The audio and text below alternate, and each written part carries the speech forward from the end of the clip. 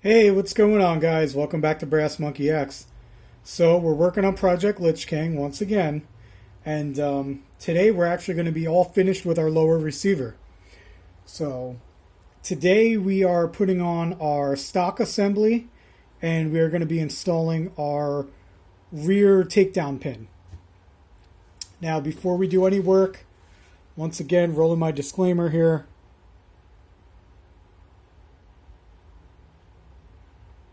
All right, good to go. Now, what you're going to need is your almost finished lower receiver. You're going to need your stock. You're going to need your takedown pin, your takedown pin spring, and your takedown pin detent. You're going to need a screwdriver, a slotted screwdriver, preferably something a little wider because it's going to have to accommodate this screw here, which is pretty wide. And once again, you're going to need a little bit of gun oil. I recommend hops number 9. Now, step number 1, okay, we're going to install our takedown pin. Now, the reason you do your takedown pin and your stock at the same time is when you have an A2 stock assembly like I do, the stock is what actually holds in your takedown pin detent and spring. If you're doing a 6-position stock, there is a plate that goes on the back here. You would have a plate here that holds all that in, and you would have done it in the last step. When you put your buffer tube on, you put on your plate, which holds in the detent and spring, and then you put on a castle nut, which holds all of that together. But because we're doing the A2 style, our stock is what's going to be holding in our detent pin and spring. So let's go ahead and get to it. I'll show you guys how we do that. First things first, like always, we're going to lubricate. Okay, put a little bit of the gun oil on a Q-tip here. Then this hole here in the rear, okay, this is where your takedown pin is going to go. So you're just going to go ahead and put a little lubrication in there. I like to flip it over and hit the other side as well.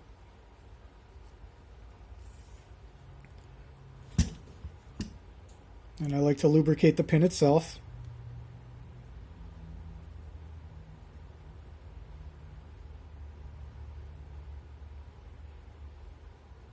I'm of the opinion, guys, that you can never over lube. The more lubrication, the better. Now, what you're going to do is, first thing you do is you're going to slide your takedown pin into your lower receiver. Okay, now let me show you here. Let me turn the light on. All right, there's a groove in the takedown pin. Okay, that's where your detent is going to ride. You want that groove facing the rear of the firearm.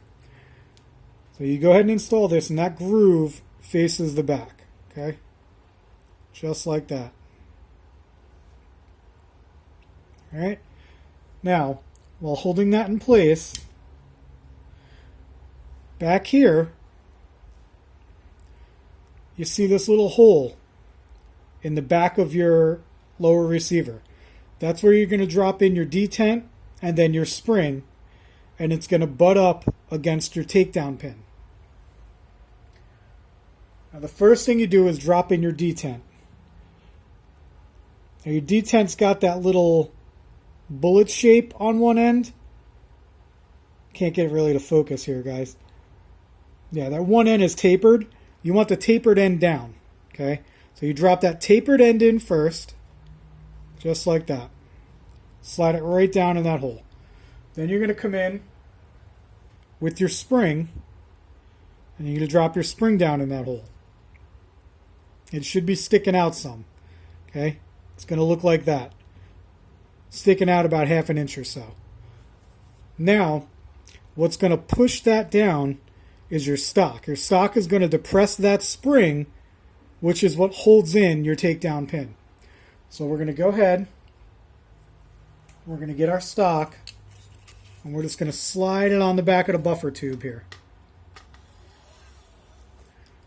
And then, as you can see, it's going to depress that spring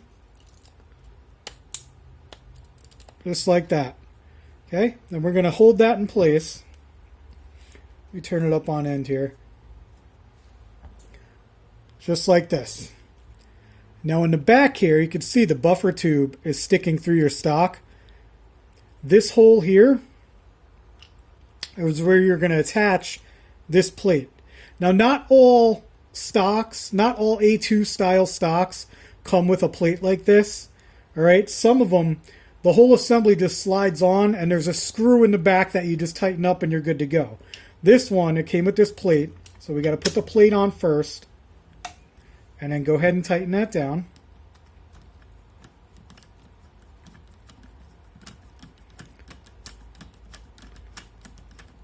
Okay, and this plate is what's going to hold our stock in place on the buffer tube.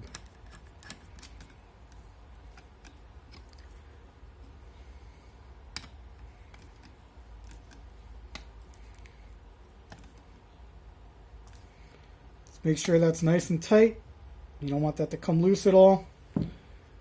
All right, and we're good.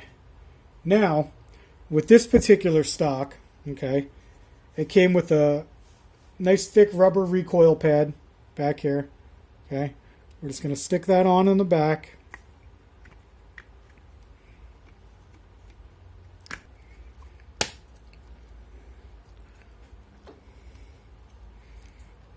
There we go. Pops right on.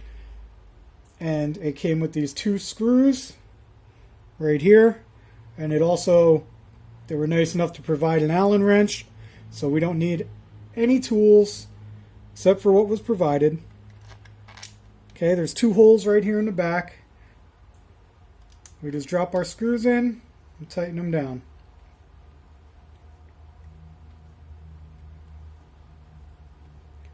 Now, there's no reason to use any Loctite or anything, no thread locker.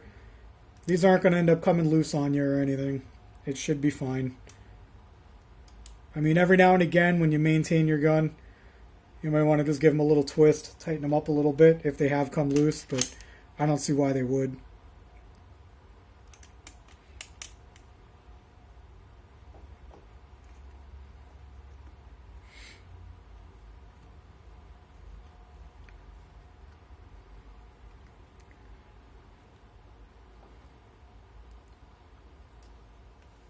Alright guys, and there we go. Now our stock assembly is installed along with our rear takedown pin. And that, my friends, is a completed lower receiver for Project Lich King. I am going to be doing the upper receiver. I'm going to be doing a little series on that as well. That should be coming soon. I am going to take a little break from Project Lich King. I'm probably going to put out a couple other videos before I get to the upper receiver. But yeah, after we finish the upper receiver, we'll be coming back with a benchtop banter once it's all complete. We'll do a complete overview of the firearm, and I'll show you guys what it looks like when it's all done. But thanks for tuning in, guys. I really appreciate it, and we'll catch you next time.